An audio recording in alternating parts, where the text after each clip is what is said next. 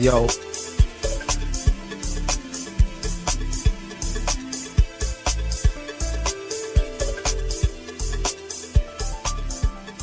I decided I want to wait. I want to be the first one in today and wait for everyone else to come into the room. Welcome to Blackopolypse, the 50th episode. Actually, you know what I need to do? I need to share this link. It's the 50th episode. We've almost been going a year, folks. And it feels good. It feels really good to know you can do something for a year straight and be consistent with it. That's a powerful thing. Wait there, where's my trying to look for my here. How come it doesn't come out like it's supposed to? Let's see.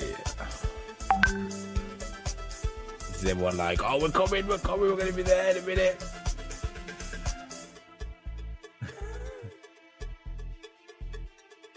Oh no. Need this.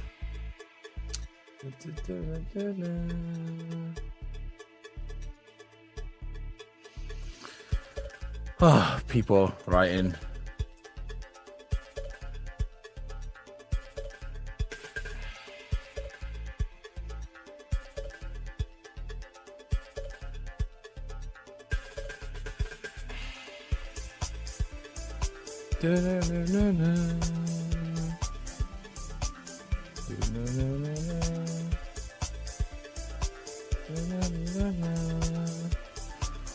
Promote this. Is anyone coming? There's no one coming. Hey, if you're watching this, join me in the room. I'm waiting. Like 2 minutes already. Actually, I could appreciate that people have different times. Join. Let's see. Join us live for the 50th episode. You know, I didn't even think about doing my hair. I don't know how I look, man. I've got crumbs on my face. Let's see. Alright, I'm good. Yeah, so I've just been putting my kids to bed. Oh man. Oh, that's so... You know, when he's got kids, man, know what it's like. And I'm putting the kids to bed and like I'm falling asleep. You can see my eyes, let's see. It's red. I haven't been smoking. It's just because I've been trying to put the kids to sleep. And they're fighting and, oh man, 3 kids. They're bustling and fighting like for like 1 hour, just going up and down, jumping around. It's like they've got to get the last bits of their energy out before they finally relax and calm down. Oh, it's very difficult. It's very difficult. But it's fun, you know. I wouldn't have it any other way. Yeah, I would. I'd have peace and quiet. That changed quickly. So yeah, that's how us how do you put it? You know, there's a lot of people who love to have kids and can't have kids, and then there's people who can have kids and yeah, don't appreciate it. No, I love my kids. I wouldn't have it any other way, like I said. And it's fun times, man. They bring a lot of joy and love into the world. And headaches. Oh man, episode. Need to learn how to spell. Okay, here we go. Shared. Anyone in here? Or maybe I'm early. Maybe that's what it is. I'm early. Nobody's late. I'm early. That's what's happening here. I see. And everyone's just forgot me. Anyway, I hope you guys tuned in yesterday. We had our first football show. We haven't really got a title yet, so if anyone's really interested in getting involved, you should get in touch with me, and anyone think of a good title for it. At the moment, it's just called the Blackopolypse Premier League Football Show. We're reviewing Premier League football in the UK, of course, and at the moment it's just going to be Premier League football, obviously based around Arsenal, but also everybody else, because obviously I'm an Arsenal fan.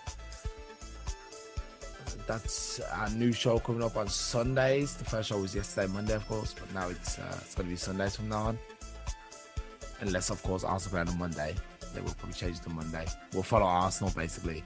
But we'll still talk about other teams. So if anyone's interested, you should get involved in that. I'm going to find out where everybody is, because I feel a bit lonely here.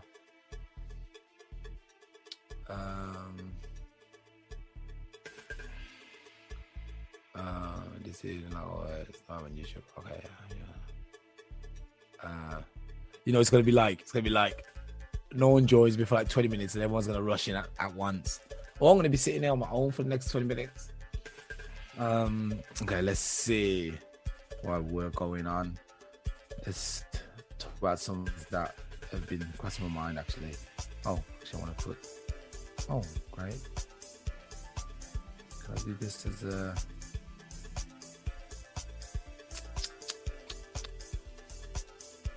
This external link, but I don't have the link. Yeah, whatever. I'll do this later. There's been obviously some tragedies happening in the world, which I didn't really get wind of until, of course, today. Being late, being busy as I am, always trying to figure out stuff that's going on in the world. I heard there was somewhat of a terrorist attack in France. Was it France again? And some guy decided to behead somebody. Obviously, beheading anybody is not a good thing. It's really sad that people feel like they need to go to that extent for any reason. Actually, I know people are very passionate about their religions and their beliefs, but I think the message was they shall not kill. And I'm pretty sure whoever's God everyone's worshipping, that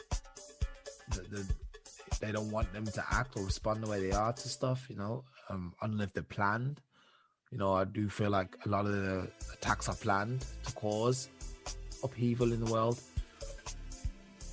But obviously it's a legit problem that we have on this planet, is that terrorism and these attacks and anything really. I mean, terrorism as a whole is not just a problem of let's say the Islamic world and stuff. We've got terrorism, we've got European terrorists, we've got African terrorists, Jamaican terrorists, British terrorists. But I just don't understand why we can't just get along, man, and not feel the need to, kill people just for whatever's written on a paper, whatever a book is. I remember a few years back there was the Paris. I'm thinking it's probably got something to do with that book. Headlaw, was it? I don't know. I can't remember what the book was called. It was a magazine. They're a very critical magazine, but they'll go too far when they're dissing people. But even that, it's like when you was back in school, people used to be like, yeah. They used to have a dissing contest, and they'd be like, yeah, you're fat, no, you're fat, and then someone would be like, your mum. And that would be the point that would be basically too far, and that would be the point where you'd get into a fight. I guess that's the same thing as a terrorist attack. It's almost like, there's little insults going back and forth, and all of a sudden it's like your mom, and then, or your God, and then it's too far, and then they're like, oh man, now I'm gonna kill this guy because he said something about my God, and God wouldn't like this. I think God is so big, so vast, so brilliant. I think an insult like your God or something is or any insult that we can do here on earth is not gonna affect this guy really, or this lady, or this this Almighty. I think anything we do on this planet doesn't affect anybody who's not on this planet. I think we go too far sometimes, and it's annoying. Oh man, I got someone joining me, man. I got someone joining me. So just to wrap that up, basically, I think we should all live in peace, not bomb or kill people or behead people, and just signal.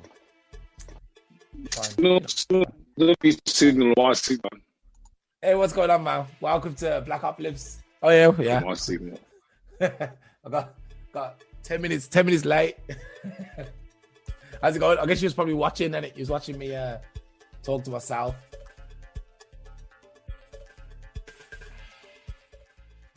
Was you watching me talking to myself? I'm real bad. I've got a man. That sound distorted. Turn off the music. I'll turn it off now. Yeah, can you hear me? Oh, that's the music sound really distorted. Okay, I got. Turn that sound. Oh, man. What's going on? What's going on? Wait. Nah, I don't know if it's my signal or yours. I think it's yours, actually. Mine's all right. Mine's good. Hey. Hi, guys. What's going on? I'm good. How are you? Can you see me? Why do I look so dark? It's like I was gonna say, you're looking kind of like. Do I look like I'm in the shadows today? Hold on, let me see if I can make it a bit brighter. One sec. Turn your light up. Turn your light up. Has that made any difference? It probably hasn't. Has it? A little bit. Yeah, a little bit. Just put your phone light on. Oh, yeah. Good idea. See, it's always good to have techies in the building. Yeah. Right, let's have a looky. Oh, where's the skis? Lights on me. Lights, camera, and action. Oh, God. Oh, yo, what's up, brother? Diane, you're live. You're streaming on YouTube. What's going on? Look how quick you run. Yes, Diane, how can I help you? No, you are not. Oh, my days. Diane, you're not hungry? Go and get some grapes and shut the door. Yogurt, then. No more blackmail. Goodbye. Yogurt or I'm gonna keep Diane. Thank you. Love you. Bye. No, he's like, keep get me some yogurt or I'm gonna keep interrupting. And he planned that perfectly as well. He waited for me to get online. He could have asked me anytime. Right. Okay. So, Hi guys. Wait. I think Nigel's locked himself out. Hold on a minute. Oh no, he's in. How's it going? This is the 50th show, by the way. This is a very special show. This is a landmark, so to speak. We've made it to 50 shows. 50 shows, man. Brilliant. That's amazing.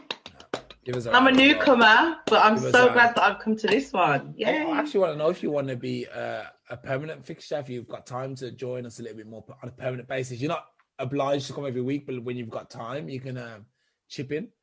I would love to. Great. You're shy, you're going to make me cry. Don't do this. No, definitely. Welcome to the team. What I'll do, I'll add you to the group, because we have a group and we all talk and discuss topics. And then you just jump in when you'll see when we're live. Jump in, and you're part of the team. Thank you so much. I'm honoured to be part of the team. Actually, Blackology, absolutely amazing. What did you call Blackology? Did you just say Blackology? Is that not what it is? That's the other podcast. This is Blackopolypse. Oh, Blackopolypse. Wow. Okay, a whole nother level. So you do two. I only have Blackopolypse. Well, I've got like Blackopolypse and that's it. In the kitchen. Sorry, you might see my son popping in from time to time. You know what? I am a full-time mummy. I just got my kids to sleep, man. You don't know what it's like. No way. I got Nigel coming in again. Nigel got 2 connections. So I just got three of my kids going. Wait there, Nigel. Which one's you? Oh my God! There's like two. That was. Did you see that? Yeah. Can you hear me? I can hear you now. That was trippy. Nigel, you were moving on 2 different screens. My phone's tripping out, man. Yo. My phone's tripping out. It won't let me do nothing. Right. Mate, welcome to my world. So I'm starting to work and yours is starting to trip. Yeah. So yeah, I just got my 3 kids to sleep. I don't know if you was listening before, but I've been on for like 10 minutes already talking to the audience. Hold on a minute. Oh, okay. And basically, I got I just had to put the 3 kids to sleep, man. You know how hard that is. You got a 6-year-old, a 3-year-old, and a baby. Oh, 11 months. 11 months. And they're all like got the most energy. Just before I got to bed, I don't know if you noticed, but they got the most energy at any time of the day. And they're just jumping around. I'm like, go to bed. And I'm falling asleep myself, you know, because I'll be like at work all day. I'm like, it is always interesting to see when men put their, fathers put their kids to sleep, because they always come back completely knackered. Yeah. I find it hilarious. That's actually got my job now. I think I've been doing it for almost 2 weeks. I think now this is the 2nd week, so I'm actually the one who puts the babies to sleep now. Yeah. I have another visitor. Another one. Hello, Alicia. She's like, this is live on YouTube, so now the whole world can see you. Yes, the whole world. Say good night. It was nice to meet you, and off we go. Good night. Love you. Mwah. No, he doesn't. Shut the door. Shut. Because he asked for it. Can you shut the door, please? So, the one guy gets a yogurt and the other guy gets nothing. I'm gonna fall in the bed. How's it going anyway, man?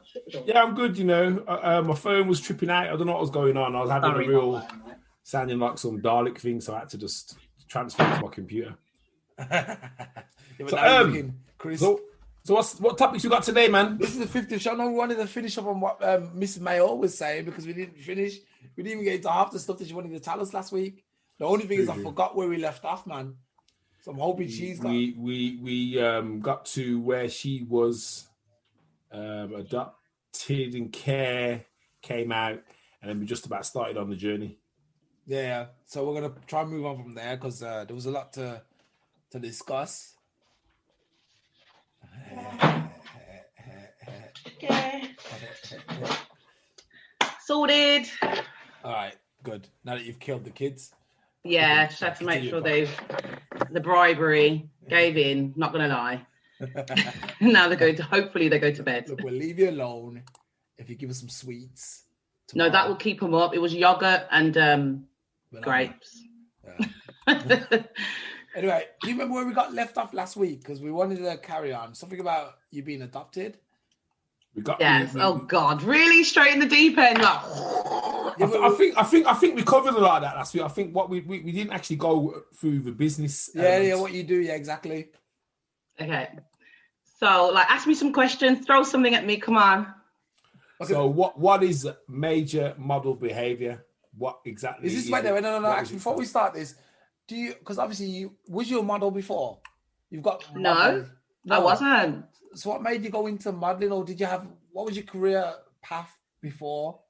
Well, okay. So, I think when I started out, I went to uni. I went and did TV and radio production. I wanted to either go into TV presenting. My ideal job actually was to work on CBeebies, and I've told my kids that I still will do it.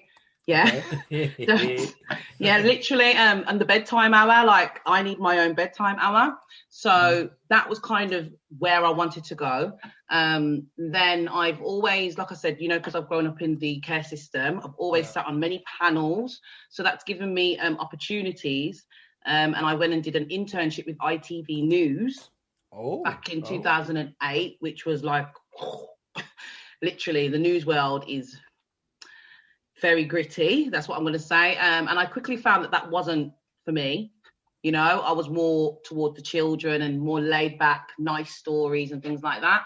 But then obviously I didn't go to uni. I had kids. I thought, right, can't do that right now. So I'm going to do other stuff.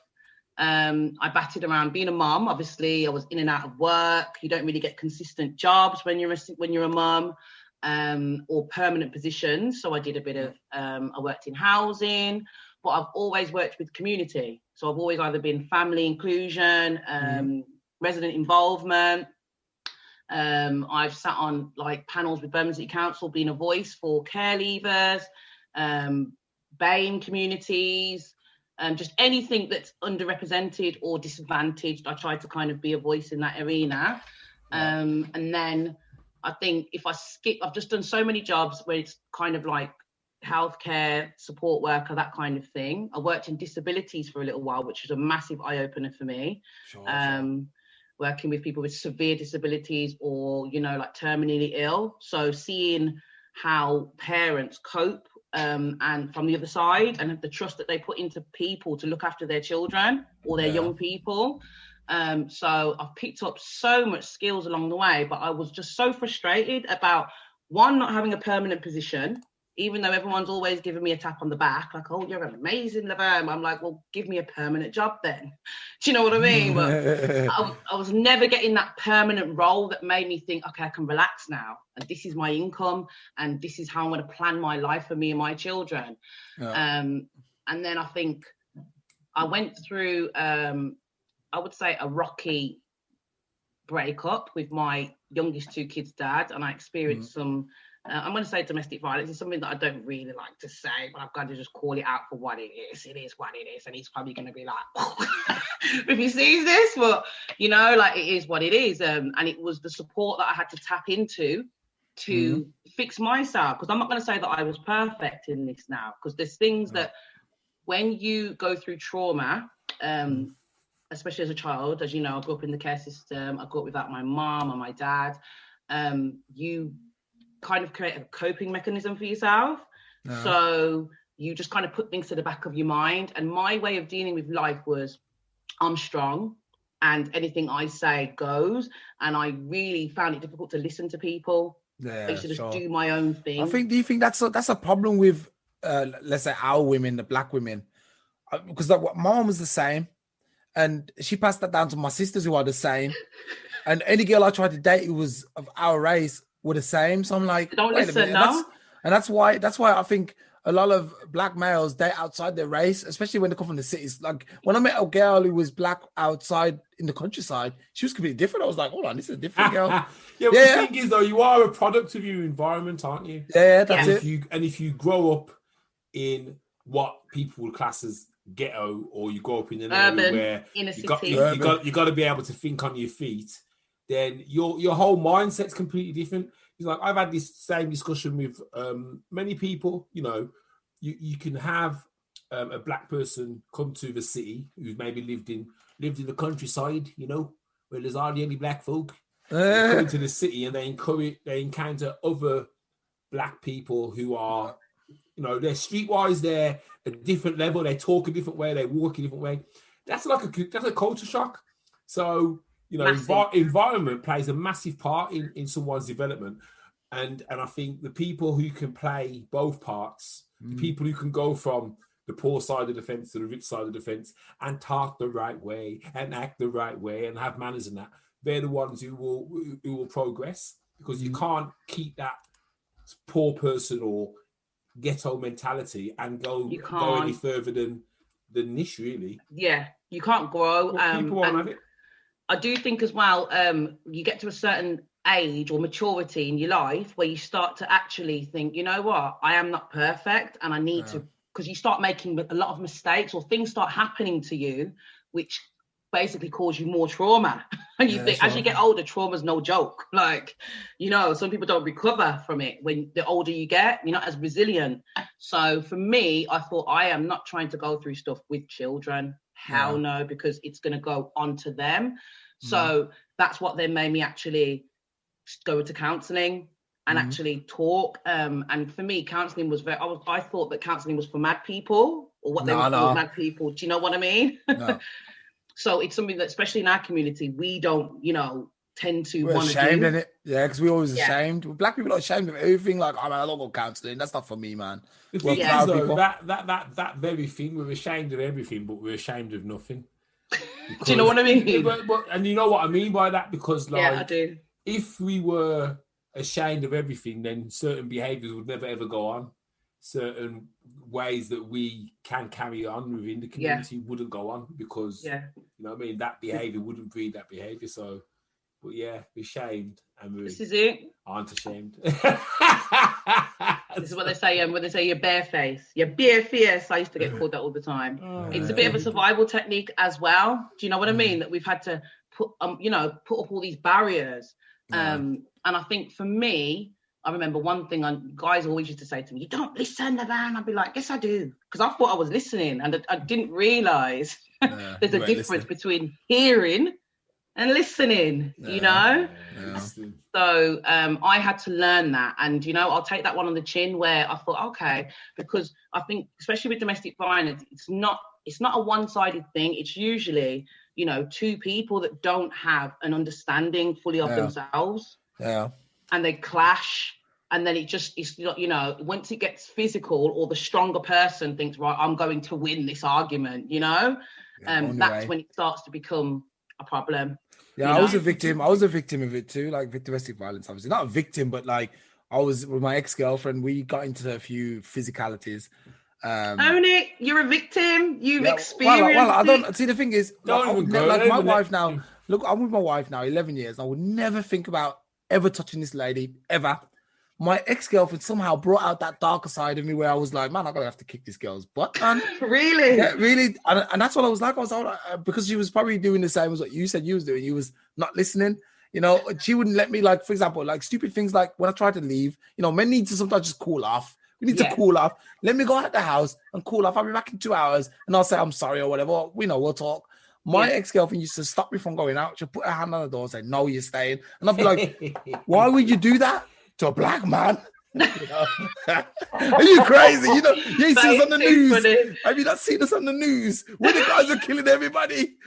Yeah. Okay. No, it's true. I let guys go. I like it when a guy can calm down. I'm like, go take your space. But I think because I'm that one that's always 10 steps ahead, like, go on, you need to chill out now, don't you? Yeah. So I think I'm probably a bit patronizing. Do you know what I mean? Where you gotta go now, innit? You gotta go do your best now. Yeah, go on, go walk out, go walk. See ya. Bye. Don't come back. It's emotional intelligence, basically, and you don't get emotional intelligence in your 20s. Oh, God, yeah, sure, and you have to go into it. You have to experience the moments where you lose control to understand how to stop you losing control. So, you know, anything that you've done which you think, oh man, I shouldn't have done that. You know, something. It's all learning curve. It's all learning, and it's brought you to where you are now, which is a better person. Oh yeah, and this is why, you know, like when you go through it, and because it's a brave thing to do, because obviously you've got to sit in a room and tell a stranger everything that you've been through, everything you've done. But the only way you can really heal is to be honest. You can't hold anything really back. I will say, not every counsellor that I saw were as good as the other. Do you get what I mean? So there's some that are really good, and some that.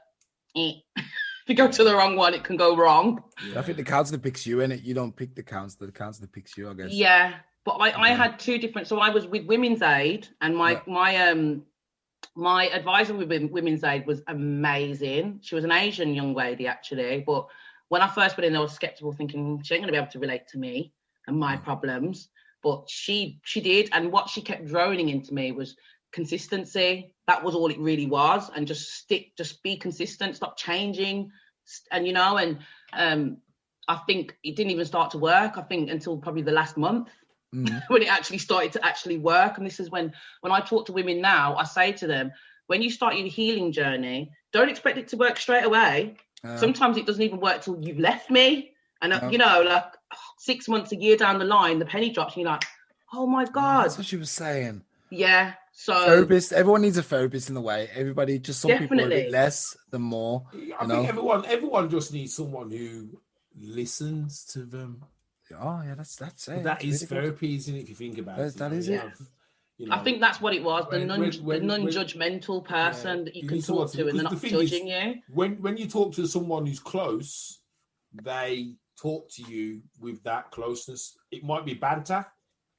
It might be scorn. It might be. Sometimes it's just a shrug off, innit? Like, are you being stupid again? Are you just being stupid? Yeah, you're like, no, actually. But what those, and it's generally family, that is, if I'm honest, because generally everything's on a level, and you have to dig deeper to make them understand. But listen, this is the way. You know what I mean? Because a lot of people will brush off. I mean, you got to ask yourself this question right now: how many people have asked you this week how you are? Very true. Many people have asked you this week, and not just said, how are you? And then you go, yeah, I'm all right. But actually dug deep and said, no, how are you? You know what I mean? And you're right. And sometimes people don't really, they want you to say, oh, I'm fine. They don't really want you to say, oh, actually. Well, I do that all the time. Yeah. Then when I say how I am, I'm like, well, I got a problem. You got some minutes to listen. And they go, I haven't. I'm like, send me an email. Send me an email. Do you know what I mean? Let me just call you back. I've got someone on the other line. But how did MMB then? Obviously, that MMB has grown like a phoenix from the ashes of what you've been through. So it really, really has. And what I would say is, I think I started it while I was going through my counselling.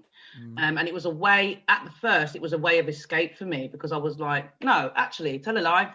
It started because I decided that, okay, I'm going through my healing journey. I'm going counselling. You know, I felt like I'd lost myself. And I don't know, I just kept getting these emails from Ann Summers. And I know this sounds really weird because everyone keeps like, how does Ann Summers come into this? But I kept getting these emails, and I don't do target-driven sales. I don't like anything that puts pressure on me, right? But I do like lingerie, as most women do, and most men do as well.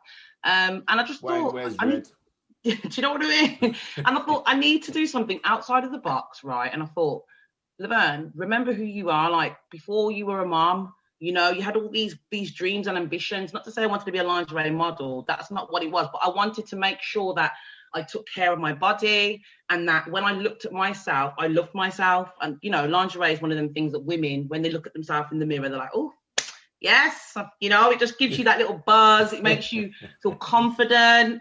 And I think when I was younger, I used to always think, oh, which man's going to get me, boy? Like, they're very lucky, you know. I really did used to think like this. I know it's quite vain, but I did.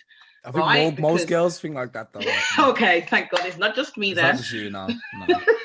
But I did, you know, and I used to think, and then I was quite worried, thinking, oh, I hope I don't pick the wrong guys and end up messed up, basically. That's so the same thing. And I think, do men think like that? Do men actually, like, when they're younger, think, like, what type of woman am I going to end up? I think it seems to be a race, isn't it? It seems to be a race to try and get, like, when you're in your early 20s, let's say your late teens, early 20s, it's a race to get a girlfriend. I gotta get a girlfriend, man. I gotta get a girlfriend. No, whoa. Let me just stop you there. Wait. Okay, let me just stop you there right now. Okay, come on. You know me, I'm the relationship expert. Come on. Right, let me just stop you there. In your teens, in your 20s, it is a race. It's a race to get to a number, a magic number. What's that? What's the number? The magic number of how many did I manage to before settle down? I don't think no. I don't think that's the truth. Nah, man. When boys are young, man, boys want everything that moves. No, man, not for you, maybe. But if you look at the general, but like let's say, okay, for a black guy, maybe. But for a white guy, they got completely different goals. No. Stop generalizing. I don't think race matters. Maybe I've been in Germany too long, man. But like, everyone I know has been with their girlfriend since they've been like 16. They've been with their girlfriend since they were 16. They've never been with anybody else. It's like, yo, you've never been with. Like, trust me, man. I know. I'll speak to a guy now. I know what you mean, though, because when I did my parties, there are people out there like that. But I'm saying a lot of people. But the general teenage boys. They're looking to hunt, man. They're thirsty. Maybe. Okay, look. You know what? Maybe in the cities, maybe. But in the countryside, but in bush, there's no one is there, so they got to just pick whatever's there. So when in the city, in the bush, when they got choice and rich pickings from. If I was honest, I think women don't experiment enough. I feel like. You think so? I don't think they do. Nowadays. I think nowadays they do, but like back when I was younger, when I was like trying to figure things out, I don't feel like women. I feel like women were like kind of waiting for the right guy.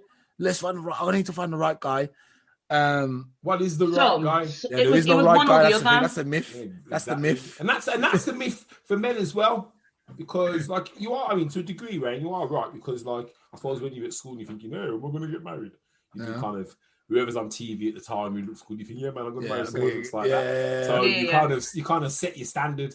Yeah. So you guys do it then? Because that's what I was thinking. Like, I would imagine. Don't get me wrong. It's not like I'm going to meet this princess. No, but I imagine just a little thought that flicks in your head. Think, oh yeah, man. You know, I'd like to have this house with this pool and this gal, and you know what I mean, all them things there. That's it. So so that's the feeling that I had when this email dropped in my inbox, and I thought to myself, you know what, Laverne, you need to shake yourself back to who you are because you haven't found him yet.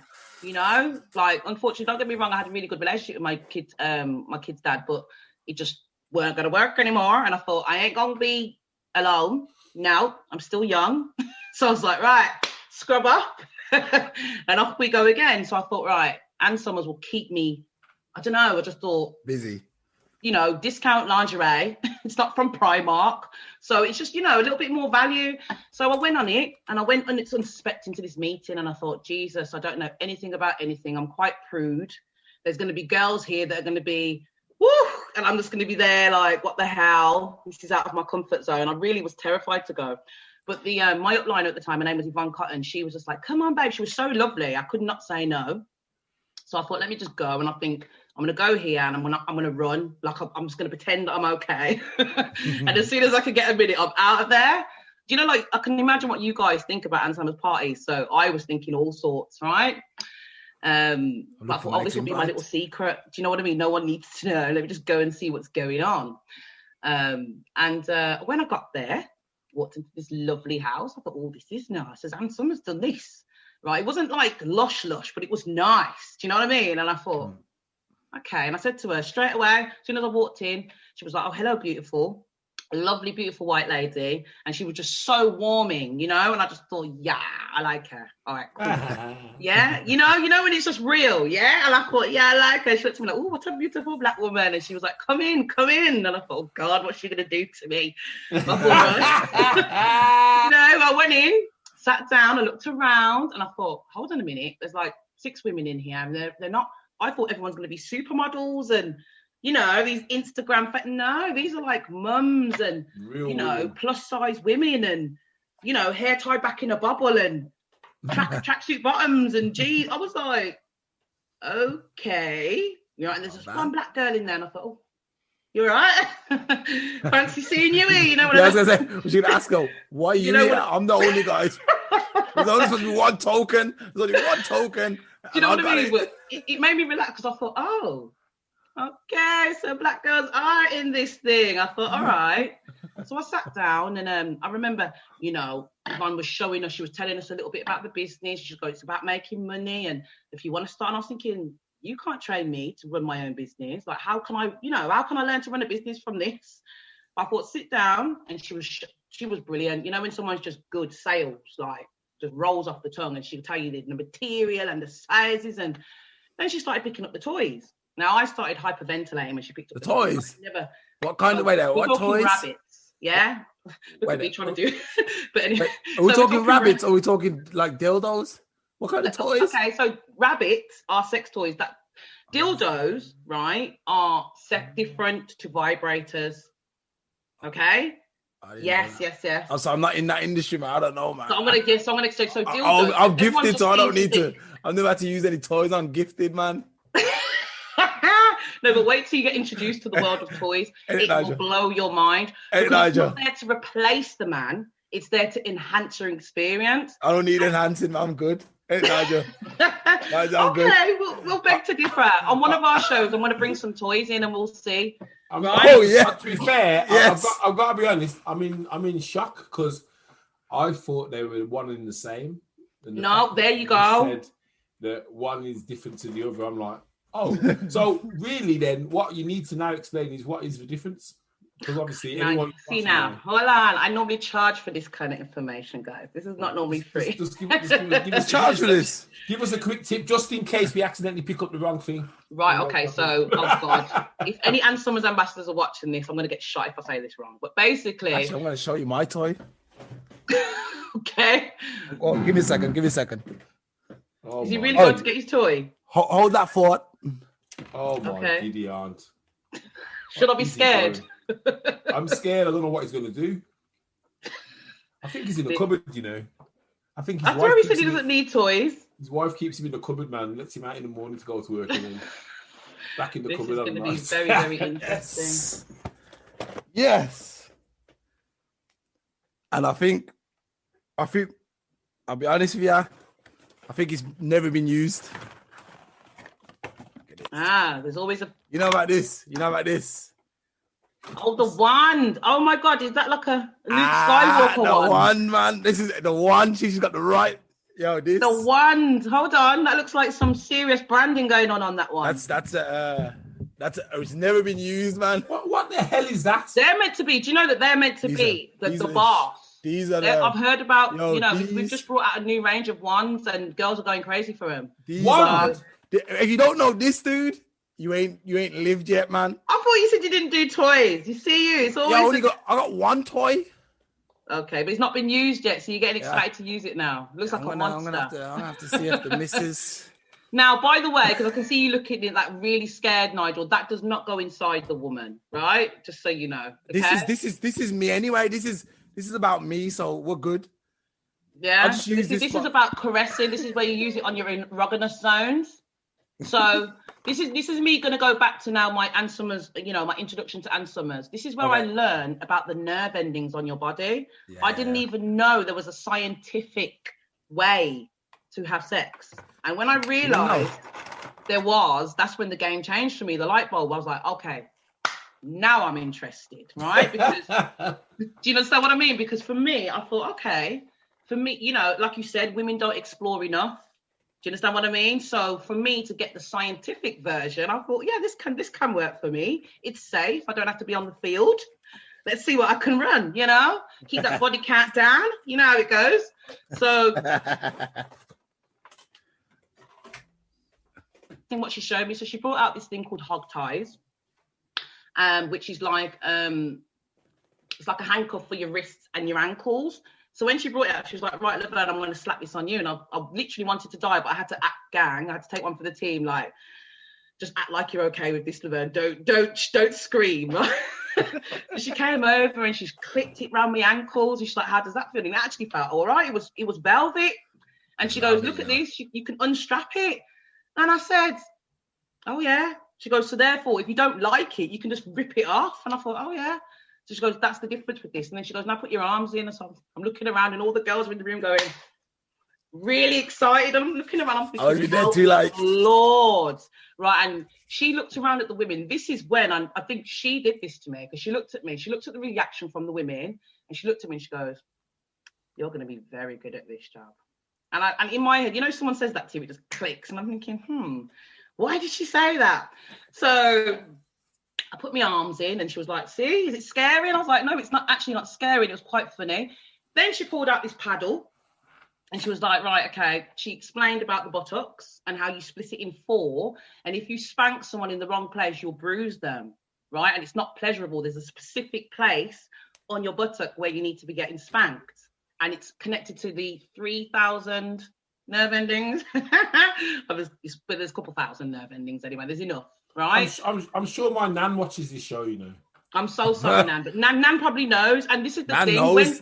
When, there you go. When you get into Ann Summers parties, this is how women really speak. Yeah, this is how grown women really, really speak. Do you understand what I mean? And this is what was an eye opener for me, because I was like, oh my gosh, like, where have I been?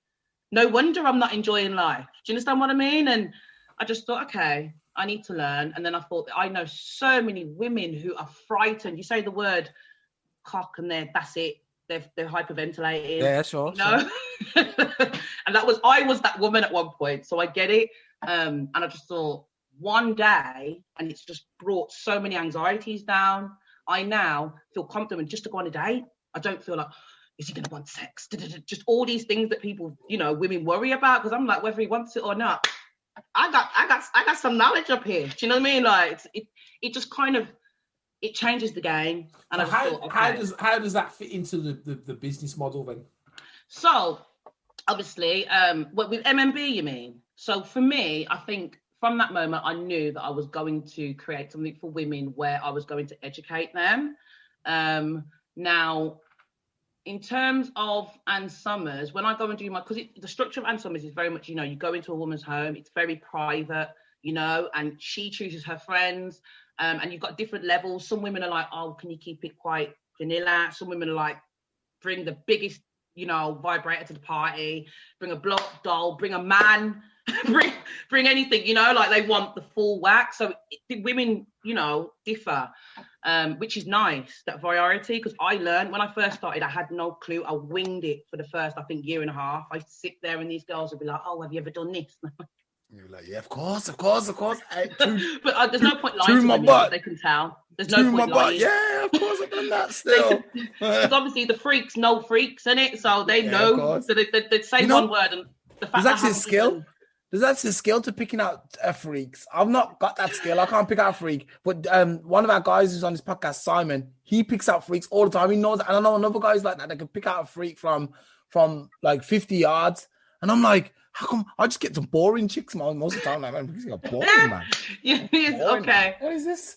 I'll show you what to look for. We'll have a conversation. Yeah, because it's always the quiet ones.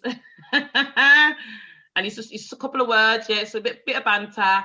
And you know what, really, truly, it's just being direct and just saying to them, like, what are you into? What's your levels? And a freak will just... Do you know what I mean? Literally, she ain't going to hold back because she's excited. She's like, yes, I'm learning. This is gold. Yo, this is gold. Yeah. You know what I mean?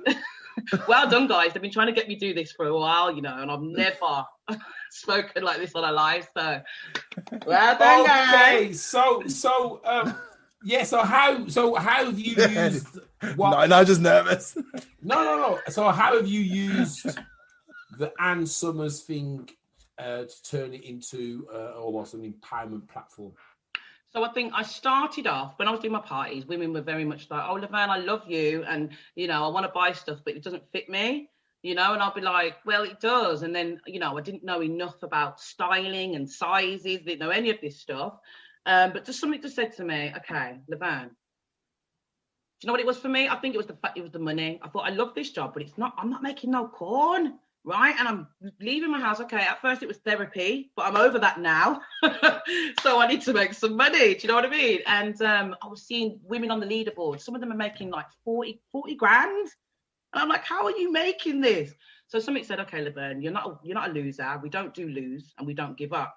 So I decided to create, instead of going into a room where there would be 10 women minimum or 10 to 30 women, I wanted to create a platform where there were 100 minimum in that room and they have a minimum spend. And I thought, okay, what will I need to bring women out? They're going to want to be wined and dined. They're going to feel special, and they need to, for a woman to be able to open up around other women, I've got to make it very women focused. So I thought, right, what would I want? And I thought, right, I want topless waiters. Yes. We want chocolate men. Yes. We want, you know, like just everything that women in the parties get excited about. I thought, right, I'm bringing that and more. I thought, let's have, and when I opened the door, and my friend said to me, put out a post on Facebook. So I put out a post. I said, right, I'm looking for women. And I didn't even say models. I just said women that would like to do a body confidence catwalk to empower other women, and you'd be wearing Ann Summers clothing. I think I broke the internet. No, literally, like I couldn't believe it. And I was like, whoa, right? So 80 women applied. And they were all models and professionals, and I was a bit blown because I was thinking, this is out of my depth. Oh God, do you know what I mean? And I kind of just sat down and I spoke to my upliner. No, I don't think I spoke to her at that point because I didn't want to tell her because I thought she'd tell me that I'm not allowed to do it. So I thought, let me just crack on for a bit. And I spoke to a couple of my other friends that do things. Like I said, my friend Sashan, she was like, come on, real body shapes, Laverne, real women. This is a big thing. She had a lot of hang-ups because her womb room business is about women who have problems with your reproductive system. So you've had lots of scarring. So me and her was always talking about, you know, wearing lingerie that doesn't rub on your scars and just the things that we go through as women that affect our relationships and affect our sex lives, you know? So I was like, right. So we did this thing. I brought the women in, and then we happened to have 2 burlesque dancers that applied. So I said to them, do you want to perform? They were like, yes, please. And that's the first time I ever saw a burlesque show. And I was like, whoop, nipples. Okay, let's be cool with this. Do you know what I mean? And then I bumped into another lady who did pole fitness, and she was like, oh, this is wicked, Laverne. And she was like, you know, let me do a pole performance. I was like, okay. And then I ended up going to do a few of her classes, and I couldn't believe I could do pole, I could swing. I was like, this is flipping amazing. And I think I just started to get excited myself going through all these experiences. And I just thought, you know what, don't be selfish, Laverne, share this. Yeah. So I just thought, right, share. And the fact that I shared it is what made it grow, because women were like, oh my God, I didn't know I needed this. I didn't know how to get it. I didn't know it would do this to me. One thing I do know how to do is events. So I managed to, you know, I've got the gift of the gab as well sometimes. I managed to get Olivia's which was a new club in the Arcadian, were like, Ann Summers. She was like hot on it. This girl from Newcastle called Jess. She was like, you know what, Laverne, I'm going to give you a chance. You can use this for free. And I was like, so that was it.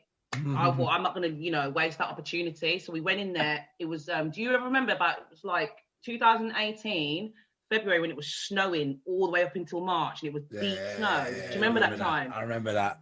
It was freezing in there. We used to have to, but the girls used to roll from West Bromwich, Dudley, and we used to come there, scrape the snow, and literally be in there in lingerie, modelling, trying to get themselves ready for this show. And it just picked up a lot of traction. I was still really, you know, new to the game. So I sold my tickets at like something ridiculous, like £5 to get in, £5 minimum spend. Because, yeah, at that time, I didn't understand the value of what I was doing. I just thought it's just a ladies' night and I'm happy just to have people here. You know, I didn't really see what I was doing.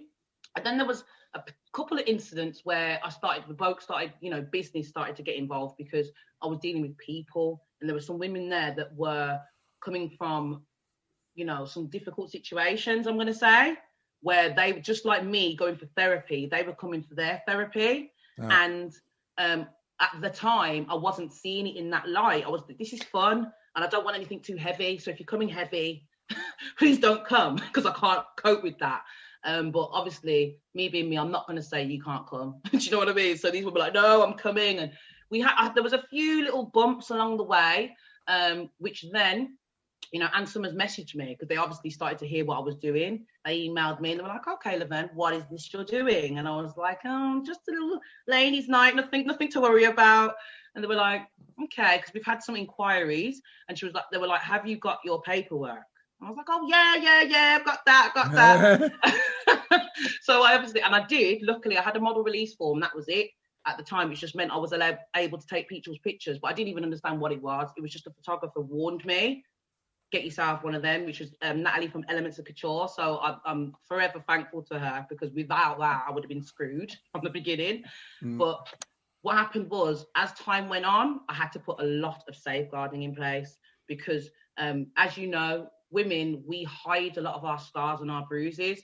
So there was women that were coming that were meeting other women, and it's just a thing where you've got to be careful what you're doing. And then another thing is, when you're giving women the confidence to go out there and put themselves out there in lingerie on a public domain, and these women have got no idea how to safeguard themselves from the dangers of the internet. Yeah. I'm held responsible for that. Yeah, does that make sense? Because some women have never had male attention in their life, and all of a sudden it comes flooding in all at once, and it's something that can be very dangerous if you don't know what you're doing. A sausage type festival, basically, but it's dangerous. And also, I saw certain men.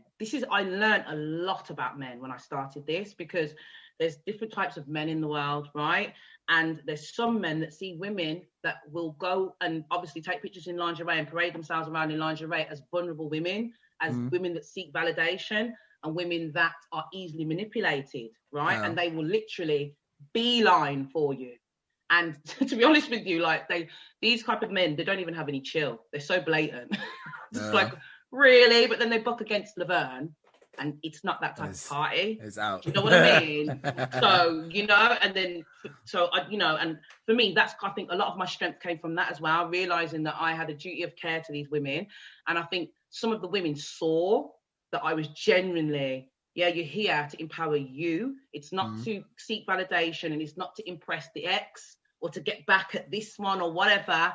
You are here for you, and you have no idea what's about to happen to you mentally, your mindset, but just roll with it.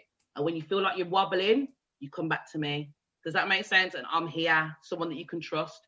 And I built up such beautiful relationships where some of these women, like, they've come back time and time again, and I've seen the growth, and when I have, hard days when I'm like, oh God, I can't do this, the paperwork or the money, because I've had to put a lot of fund this myself to get it going. And there's times when I've had people come up to me like, why are you spending your money? Why are you doing this? Why are you doing this for Ann Summers? You could do this for yourself. And just so many, I've had millions of people tried to tell me that, I've been taken for a mug, but I was very focused because education, I'm not stupid, you know what I mean? You can't get experience anywhere, do you know what I mean? So you have to do it.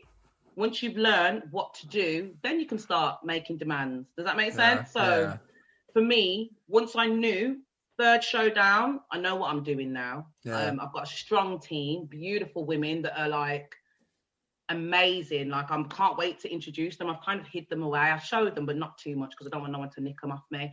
Do you know what I mean? But would you be interested in doing an event in Germany, man? I don't know. I feel like I would love to do an event. Oh my God, I've heard that Europe is the place to do stuff like this. I could get you a venue for sure. I could get you a venue if you're willing to come here. We need to do a road trip, don't we?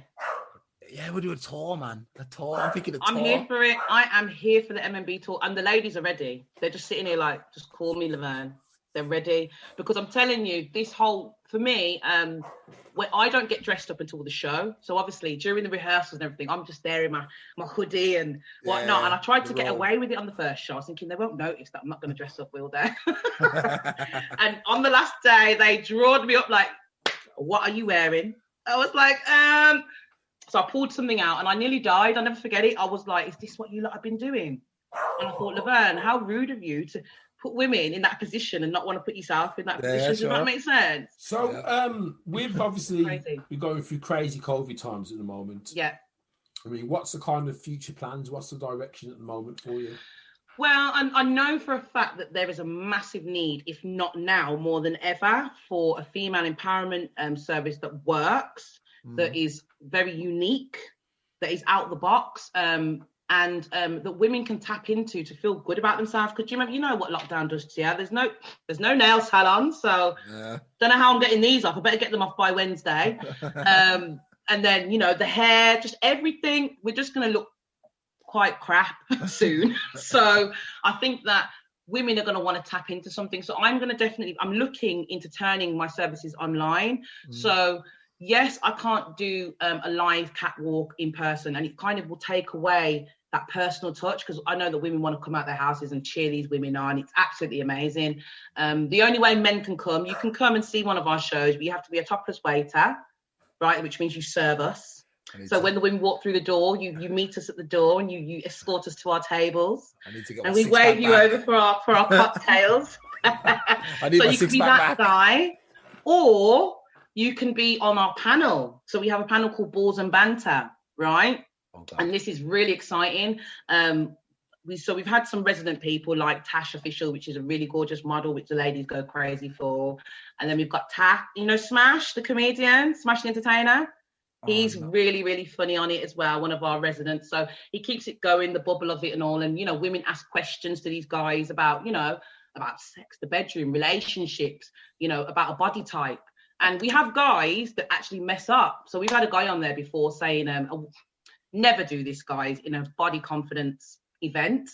Women asked him, you know, what's your perfect type of woman, or what puts you off a woman? He was like, flat batty and no tits. And like, I was like, oh God, I cannot save you now.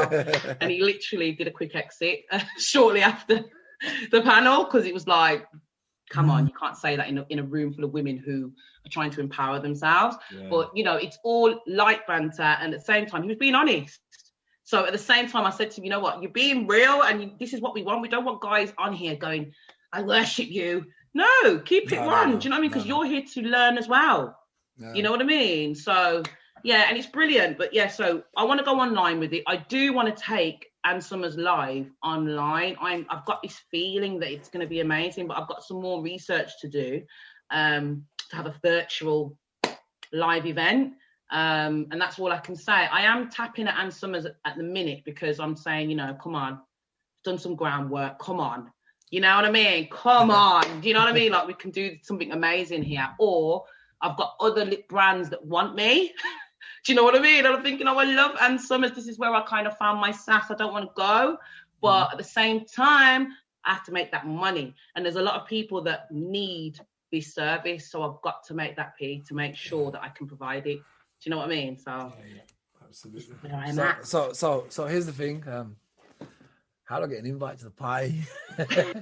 Well, this is it. I told you. You can either be a topless waiter. Can it be like just, you know, the cool. You'd be fantastic on our panel. I think I'm definitely going to have both of you guys on our next panel. I think the ladies will like you. Come suited and booted as well. You get a better response. Oh God. Look nice. Did I tell you that my weakness is ladies? That's my weakness, you know. Oh God, it's a strength, darling. It's never a weakness. Blame that. I've never heard that before. I've never heard that before. And do you know what? Another thing, I think for women to see, because women, especially women that have low body confidence issues, right? We have quite a negative perception on men and what men are, how men perceive women, right? And for me, the eye opener is how supportive men are when a woman is confident and when a woman loves herself. They, like, men deep down want that type of woman. They don't want a woman that's, I don't like myself, babe, and can you pay for me to get my body done? And they don't want that. Do you know what I mean? So can I ask you a question? Do you think maybe you could do in a direction of, instead of doing like this, I mean, you should do it online, a virtual event, but maybe you should go into like women motivating coaching? That might be an angle for you because you seem to know your stuff. And I think there's a lot of women out there who don't know how to be women. Like I'm reading, like I said last week, I'm reading this book, Second Sex. It's basically about women. And I've been in the chapter today. I can't remember exactly which chapter, but she's talking about the fact that women are not in their feminine energy.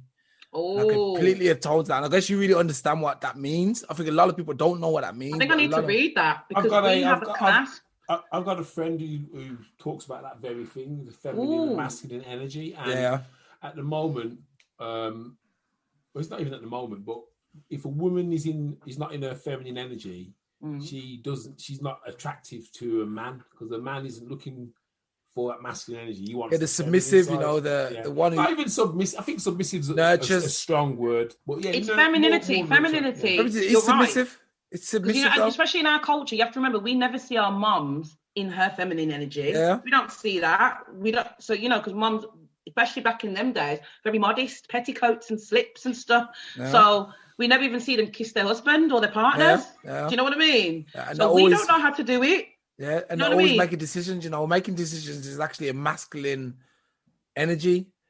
And women are not really, but women make all the decisions in the house to look after the kids, to find what they're going to have for dinner. To make. I think we do make decisions, but our decisions, what I've learned now that I'm older, it's the gut feeling that I used to beg, well, where is this gut feeling? What is this gut feeling that they tell me that I'm supposed to have, which I didn't have? I think it's about women want to make sure that things get done. So looking after the kids, feeding the kids, doing the dinner. If they don't do it, you know, is the man going to get up and do it? So it's one of those. That's what we're talking about. Men don't allow women to get to that because this book is from the point of view of women. And then we don't allow them to get into their feminine energy by taking up the responsibility that we're supposed to do. And that's the issue. You know, at one point, I didn't ever want to be a housewife, but I think I got to a stage, especially when I was with my partner, I was like, I'd be a housewife. Yeah. I really would. Because you just want everything to be smooth, especially when you've got a guy that is worth having and spending time with. You want to just go to work, chill, and everything's prepared. But if you're working as well, you know, you're both coming in at the same time, like, you're right. Do you know what I mean? And you've got to try and do everything together. And it's a clash. It's a big clash. So, but 2020 women, we have to go out there and earn as well. But I think the femininity, what you're saying there about providing that for women, it's definitely something I want to look into. Because do you ever remember a program that used to come on telly called Ladette to Lady? Yeah. I loved that program. It was my program. And I've always I kind of see MMB going that direction where we'll have different services. So yeah, we do the burlesque. We have a class that Jenny Fire, she does. It's called Find Your Outer Ego. And that's where she pulls the femininity out of you. And that one, that's a class. Find your outer ego. Find your outer ego, and that's a class. That sounds really good. And it really and there's a lot of, you see their faces when they're looking at themselves like, oh my God, am I doing this? And I'm like, you are, sis, you're doing it, it's you. So, you know, and then at the time they're probably thinking, why are they making me do this? But when they get on the catwalk at the end and they switch on outer ego mode, it's all there. And you know, and they come out buzzing like, oh my God. And I'm like, yeah, do you know what I mean? So I definitely want to concentrate on women, definitely like almost like a bit of a finishing school, like, you know, at some point, because I have had a few moms call me and asked me if I would take their daughters and what's the youngest age, because we deal with and summers, I have to make sure it's over 18. But it's definitely like there's so much room for growth, and I'm hoping that from becoming visible and talking more about it and doing more work, that other agencies and organizations can come on board and help me, because it's not, I can't do it on my own. You know, we need a team. Yeah, exactly. Yeah, and same with the guys. I think, believe it or not, what's kept me going is men. Believe it or not, don't get me wrong. It's my women on the ground, as in getting the job done. It's us, it's females, and we just knock that out the park. Black excellence. You want to see it in action. I'm sitting there like, wow, it's amazing, right? But at the same time, for me, my mental stage, when I sometimes think like, oh, what am I doing? Is guys that shake me and they're like, come on, Laverne, keep going. And I'm like, okay, I got this, you know? Because you can sometimes be looked upon like, what are you doing? You're exploiting women, or, you know, you're giving them a false sense of security or false sense of confidence. And it's men that have got that logical thinking.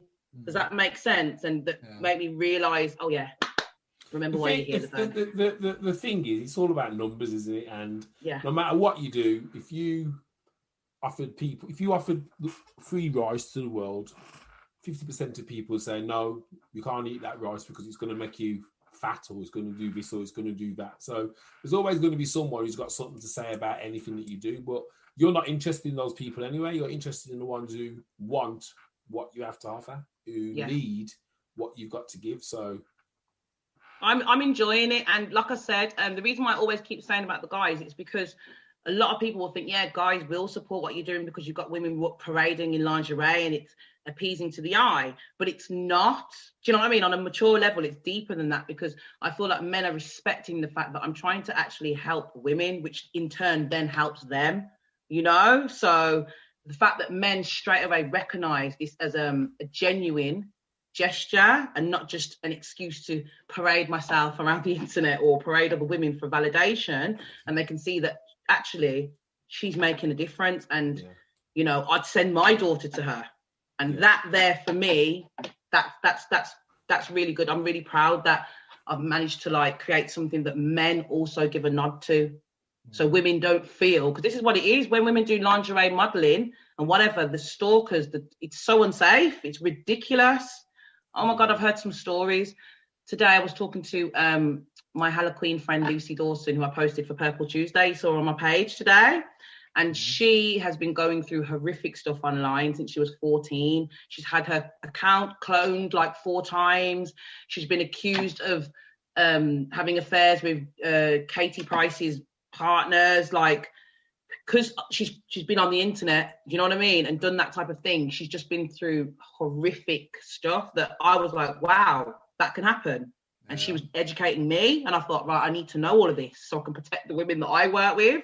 Do you know what I mean? So it's not a safe place, the internet, when you are definitely a confident woman, you know, that's going to go out there in lingerie. So, I'm just happy that I can show women that it's not all men that are going to see you as an object that they can abuse. Yeah.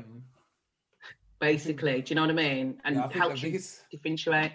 Yeah, I think the biggest problem on the internet is the like obviously in the Western world, you know, if you want to talk about the Western world, there's a certain level of respect for women.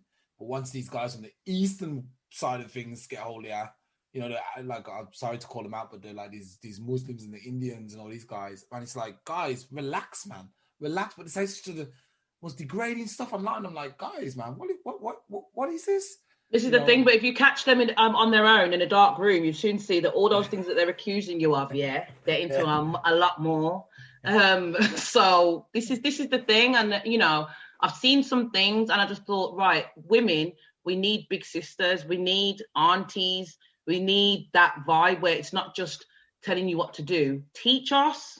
Women need to learn. Do you know what I mean? So that we can actually go into relationships and not, you know, you guys won't be picking up damaged women all the time, basically. Do you know what I mean? That need to heal because of their past relationships. One of our guests, I can't remember her name. She did a book about Niles Smalls. Yeah, she's coming back on in January. Yeah, her book was about being growing up as a black girl. Mm-hmm.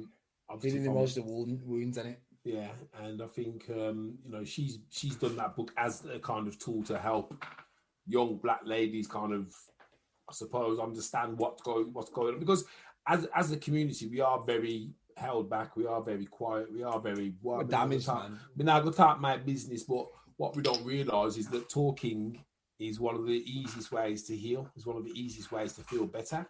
But for some reason, the old generation was like, you know what I mean, we don't talk about these things because, well, we just don't. We don't know how to. We're not in touch with our own emotions.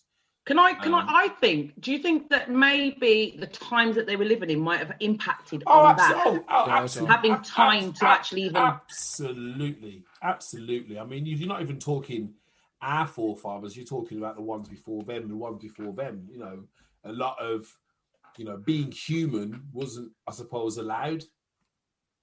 So you things like emotions and that, you know, some people would have woke up angry every day for the rest of their life. You know, and that anger would have been played out to anyone who was in their circle, wife, kids, so it just filters through. So it's going to take a long time for it to kind of come out of the system, but we're getting there, man. We're getting there big time. And I think what it is as well, that disconnection between the youth and the elders, I think the youth got there and we didn't even notice. So they were like, okay, let's explore, but there was no one to pass it down. They had to go and find out for themselves. And for me, I know that within the black community, the abortion rate is extremely high. So I think, and it's extremely high in black young girls. It's like the highest abortion rates. And I'm not surprised, because I'm thinking the amount of girls that have to hide that pregnancy, they can't be, do you know what I mean? And they're not educated enough. So I was just like, right, I'm going to take this knowledge and really, once I know enough, because I'm not going to preach unless I know what I'm talking about, but try and make a difference and try and educate these girls a little bit more and make sex acceptable, but educated at the same time. Do you know what I mean? And love yourself. If you want to look good. If you know, there's different levels to it. I've even started to, you know, obviously I've got access to the bondage world, S&M. Like there's levels to this. You know, there's swingers. But at the same time, if you don't know things, you're in danger. So you need to know as a young girl. Do you know what I mean? So as time goes on, I will start sharing, and I've met some beautiful women that have got so much education for me, which I want to share with everybody else. So as time goes on, I will start sharing everything I've learned. No, look, his cheesy grin, man. I'm like, yo. You have to grin when you're talking about stuff like this, you know? I can't wait to get back to Birmingham, man. I'm going to be... I'm at your house, like, tell me a bit more about that thing you do. My days, what have I started here? Unleashed. I know, this is it, but no, it's like, you know, but like I said, I know there's a lot of women that they love this energy and they're like, I'm here for this, Laverne. Yes, let's go. You know, whoa, hey, whoa. Yeah, it's brilliant. And yeah, I feel like I'm alive again. I'm looking younger. It's brilliant, you know? Yeah. So yeah, I'm here for it. So MMB and Summers, it's kind of interlinked, but I am going to start, you know, bringing in other brands as well, some up and coming local brands, and see if they want to be able to empower women with what they, you know, their clothing brands, because a lot of companies do say they cater for all body shapes, but they don't, right? And not any one company can get it right, because we're all so different shaped, you know, but my challenge is to be able to dress any woman, no matter what your body size is. Stretch pants are good. Stretch pants, yeah, that's right. Yeah, and fitted. Like, this is what I mean. I think I need to start going to the fashion weeks, because I need to really, really learn about dressing the body. It's an art. There's an art to it. Yeah. You know, I've had people ask me about men as well. Like, well, you're not going to do this for men. And I thought, well, I'm a woman. Like, it doesn't look right, me trying to empower men as a woman. I could do classes here and there with you know, like for couples, relationship counselling, that kind of stuff. Spice up your bedroom. We want to know where to slap the four sections of the body. Oh yeah, you're still interested in that one. I didn't leave. I didn't listen after that. I was like, I'm not letting no more secrets out the bag, you know, guys. 4 sections right there. Wait, is it the right side, the bottom? So why don't you practice tonight on your wife? That girl's asleep, probably. Wake her up. Invisible cross. Actually, I gotta... I'm sure if you get the right corner, she'll appreciate it. If you get the wrong one, you're gonna get a slap back, boo boy. You're like that, slap. on that sour if note. anything like me, she won't be upset. Slaps on the bottom is the one. I remember there's times when I've had to actually like hold a man's hand and be like, you know you can. Slap it myself. I tell this to all my girls. They know this story. But yeah, it's really upsetting when you have to do that. I think Nigel's eyes have been watering constantly throughout this episode. Welcome to the 50th episode of Blackopolypse. We've come to the end of the show, of course. Miss Mayo, you got anything to promote? Apart from Ann Summers and... Yes, I have. So I have recently featured in a domestic violence music video. If you follow Beats of Our Music, Soul Trader Entertainment, or you just jump on my page, which is Major Model Behaviour. On Instagram, you'll see some of the footage that we're starting to release. I'm so excited for this because I've done some really good acting and I've been told that I'm just so excited about this. So, and what I love about this music video, it's highlighting that domestic violence happens to men. Sure. Yeah, they flip the script. More so than women. We're not allowed to look, maybe mentally. We're not allowed to go mentally, but we're not allowed to go and tell anybody that's the thing. No, and this is why I want to do this because there's no services for you guys. Yeah. Well, not that I know of.